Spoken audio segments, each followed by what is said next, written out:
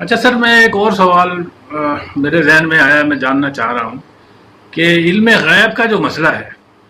اس پر جو ہے مختلف فرقوں کے درمیان جو ہے کیسے مفاہمت ہو سکتی ہے، کیسے اتفاق ہو سکتا ہے علم غیب سے متعلق؟ الحمد للہ رب العالمین الصلاۃ والسلام علی رسول اللہ. بہت اچھا سوال ہے کہ دیکھیے علم غیب کا مسئلہ اتنا بحث ہو چکی ہے اس پر کہ بظاہر تو یہ لگتا ہے کہ اس مسئلے پر کی کوئی بھی فرقہ اپنے موقف سے انچ برابر بھی ہٹنے کو تیار نہیں ہے، لہذا مفاہمت کا تو بظاہر امکان نظر نہیں آتا. لیکن اگر کوشش کریں تو دیکھیے کچھ نہ کچھ جگہ پر بریلوی حضرات کو چینجنگ کرنی پڑے گی، کیونکہ اہل سنت دیوبند اور اہل الحدیث یہ علم غیب کے ممکن ہے رسول اللہ کے لیے اور غیر اللہ کے لیے، اور یہ بریلوی حضرات قائل ہے. تو اب اگر یہ دونوں جو ہیں اگر اپنے موقف میں تھوڑا بہت چینجنگ کریں گے اور تو ایک ڈھیلا ڈھالا سا اتحاد ہو جائے گا، ورنہ ادروائز تو نہ ہونے پہ تو آپ دیکھ رہے ہیں کیا صورت حال ہے. میرا اپنا ایک ذاتی رائے ہے اور اس پر لوگ غور کر سکتے کہ بھائی کیا کہا جائے. پہلی بات تو یہ کہ بریلوی حضرات تھوڑا سا یہ لقا لچک پیدا کریں کہ وہ علم غیب عطائی کے بجائے علم غیب عطائی یعنی کہ عطائی بیسٹوڈ، انگلش میں کہتے ہیں بیسٹوڈ عطائی، بیسٹوڈ نالج کو بجائے علم غیب مجازی کہنا شروع کر دیں. تو یہ تھوڑی سی چینجنگ ہوگی، مگر لفظ علم غیب وہ کہنا چاہتے ہیں وہ کہیں، مگر علم غیب مجازی کہیں، علم غیب عطائی نہ کہیں. اگرچہ مجازی بھی عطائی ہی ہوگا، ذاتی تو ہوگا نہیں، لیکن وہ عطائی کے بجائے مجازی اگر کہیں تو ہو سکتا ہے کہ کوئی مفاہمت کا امکان پیدا ہو جائے. یہ تو ان کی طرف سے لچک ہوگی. دوسری طرف ان کی طرف سے جو ہے یہ ہم کہیں گے کہ دیکھیے جی لفظ نبی ہے،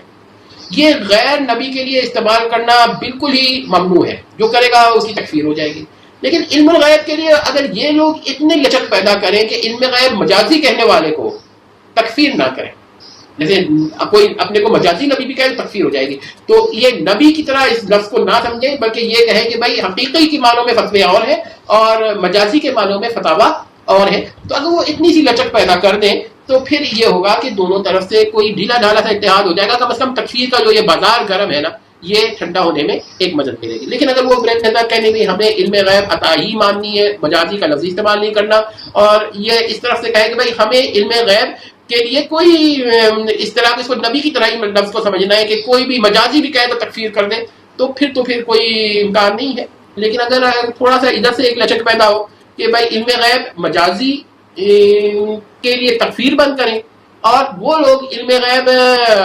عطائی کے بجائے علم غیب مجازی کہنا شروع کر دیں، تو پھر ایک امکان پیدا ہو جائے گا. تو میں ذاتی طور پہ آپ سے یہ کہنا چاہتا ہوں کہ جب اتحاد ہوتا ہے تو کہیں نہ کہیں آپ اپنے موقف میں کوئی نہ کوئی ترمیم کرتے ہیں تو یہ اتحاد پیدا ہوتا ہے. تو اگر آپ بالکل ہی ترمیم نہ کریں نا تو پھر یہ جو لوگ کہتے ہیں اتحاد امت نام یا اتحاد بین اہل سنت یہ ہو ہی نہیں سکتا.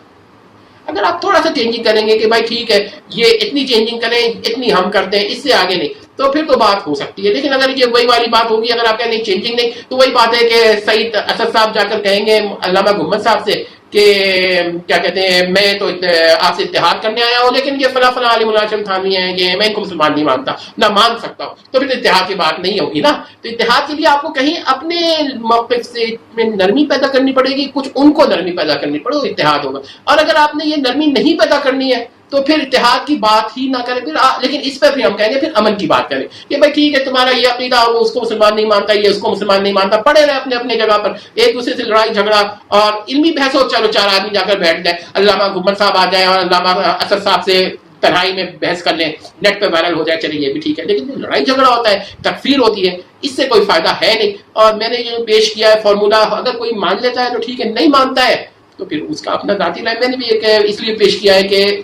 میں چاہتا ہوں کہ ایک دوسرے کی کے لیے گنجائش پیدا ہو جائے لیکن اپنے مسلک کو مکمل نہ چھوڑے جائے، تھوڑا سا جسے کہتے ہیں نا ترمیم، ماڈیفیکیشن، وہ تو پھر اس صورت میں ایسے میرا ذاتی خیال ہے کہ ہر فرقے کے اندر کچھ نرم مزاج لوگ ہوں گے جو دوسرے کے لیے تھوڑا سا موقف نرم رکھتے ہوں گے. تو میں نے تو ایک لاجیکل ایک ریزننگ پہ دی ہے، اگر کسی کو پسند آتی ہے تو بہت اچھی بات ہے، اور اگر نہیں آتی ہے تو پھر میں پھر بھی کہتا ہوں کہ امن سے رہے، ملک ایک ہی ہے، رہنا ہم نے بھی ہے، رہنا سب نے اس کے اندر. تو جھگڑا کرنے کا فائدہ نہیں ہے، اور جھگڑا ختم کرنے کے لیے یہ طریقہ نہیں ہے کہ آپ کے فرقے ختم ہو جائے. جھگڑا کرنے کے لیے یہ ختم کرنے کے لیے یہی طریقہ ہو سکتا ہے کہ دوسرے کے لیے نرمی پیدا کی جائے. فرقے ختم نہیں ہوتے، جو کوشش کرتا ہے وہ خود ایک فرقہ بنا لیتا ہے. تو میرا خیال ہے اب آئندہ میں اور بھی اس موضوع پر موقع اگر آپ لوگوں کو پسند آیا تو میں کہوں گا کون سا. اچھا یہاں پر میں ایک بات اور بتاؤں کہ یہی بات حاضر و ناظر کے بارے میں بھی ہے کہ حاضر و ناظر کے بارے میں جو کہ علم غیب, اگر کوئی کہے رسول اللہ حاضر و ناظر ہے کہ نہیں ہے تو وہ کہ ذاتی طور پر تو نہیں مانتے, عطائی طور پہ مانتے, تو ٹھیک ہے تو وہ عطائی کو ہٹا کر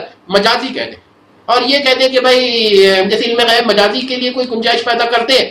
حاضر ناظر مجازی کے لیے بھی کوئی گنجائش پیدا کر لیں, تو دونوں طرف سے تھوڑا تھوڑا چینجنگ ہوگی تو کوئی بات بنے گی. نہیں کرنا ہے تو ٹھیک ہے, لیکن یہاں پہ یہ ہوتا ہے جو اتحاد کی بات کرتا ہے سب سے پہلے سارے لوگ اسی کی تکفیر کر دیتے ہیں, تو ایسا تو نہ کرنا. تو بس اتنی سی. جزاک اللہ خیر سر, بہت شکریہ.